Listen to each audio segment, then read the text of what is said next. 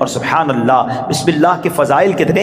امام فخر الدین رازی رحمۃ اللہ تعالی علیہ فرماتے ہیں بسم اللہ الرحمن الرحیم کے 19 حروف ہیں, ٹھیک ہے, اور دوزخ پر عذاب دینے والے فرشتے بھی 19 ہیں. تو آپ فرماتے ہیں کہ امید ہے ایک ایک حرف کی برکت سے ایک ایک فرشتے کا عذاب دور ہو جائے گا. بسم اللہ پڑھتے رہا کرو. اچھا آپ فرماتے ہیں دن میں کتنے گھنٹے, دن رات میں 24 گھنٹے ہیں.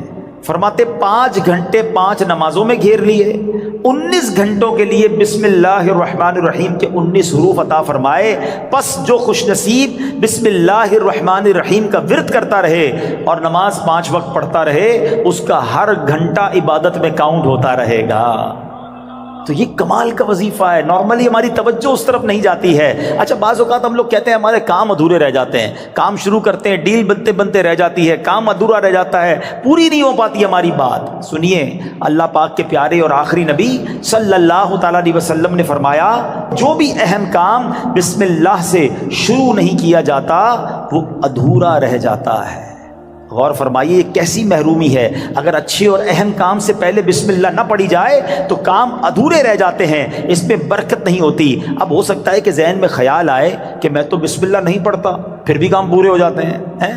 تو اس کا جواب یہ ہے کہ کام کا بظاہر پورا ہو جانا اور بات ہے اور اس میں برکت کا نہ ہونا اور. مثلا کسی نے بغیر بسم اللہ کے کھانا کھایا, کھانا پیٹ میں بھی گیا, پیٹ بھر بھی گیا, لیکن اب اس میں برکت اسے حاصل نہیں ہوگی. کھانا پوری طرح ہضم نہیں ہوتا, یا بعض اوقات جزو بدن نہیں بنتا, بہت ساری جناب اس میں پرابلم رہتی ہیں. تو بہرحال ہمیں جو ہے بسم اللہ شریف کا ورد کرنا چاہیے. اور ایسے ایسے واقعات اس کے فضائل میں کتابوں میں لکھے. امیر اہل سنت نے اپنی شورۂ آفاق کتاب فیضان سنت میں ایک کمال کا واقعہ لکھا کہ ایک مبلغ جو ہے, ایک داعی جو ہے بسم اللہ کے فضائل بیان کر رہے تھے.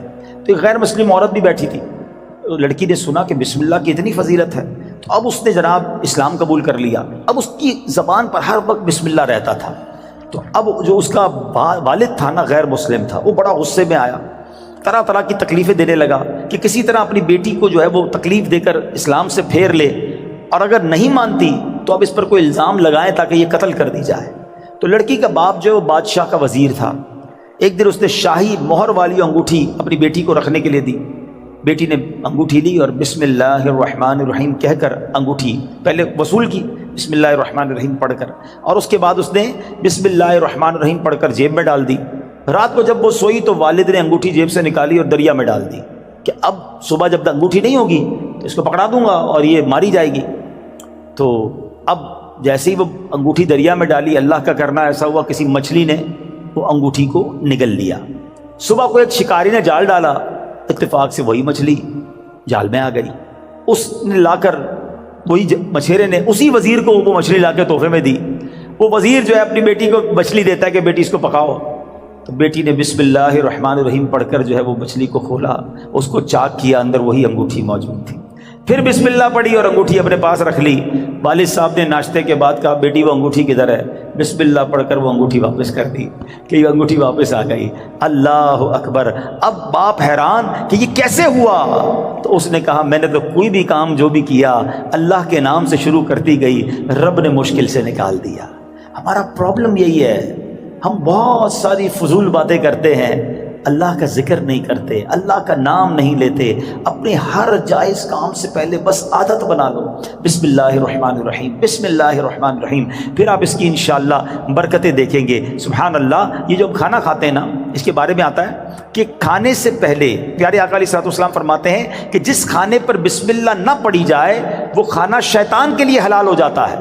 یعنی بسم اللہ نہ پڑھنے کی صورت میں شیطان اس کھانے میں شریک ہو جاتا ہے. ایک بار کیا ہوا کہ حضرت ابو ایوب انصاری فرماتے ہیں کہ ہم نبی پاک کے ساتھ حاضر تھے, کھانا پیش کیا گیا. ابتدا میں بڑی برکت ہو رہی تھی کھانے میں, اور تھوڑی دیر ہوئی تو بڑی بے برکتی شروع ہو گئی. تو ہم نے عرض کی یا رسول اللہ صلی اللہ تعالیٰ علیہ وسلم ایسا کیوں ہوا؟ تو نبی پاک علیہ الصلوۃ والسلام نے فرمایا ہم سب نے کھانا کھاتے وقت بسم اللہ پڑھی تھی, مگر ایک شخص تھوڑی دیر کے بعد آیا اور بغیر بسم اللہ پڑھے کھانے میں شامل ہو گیا, اس کے ساتھ شیطان نے بھی کھانا کھانا شروع کر دیا.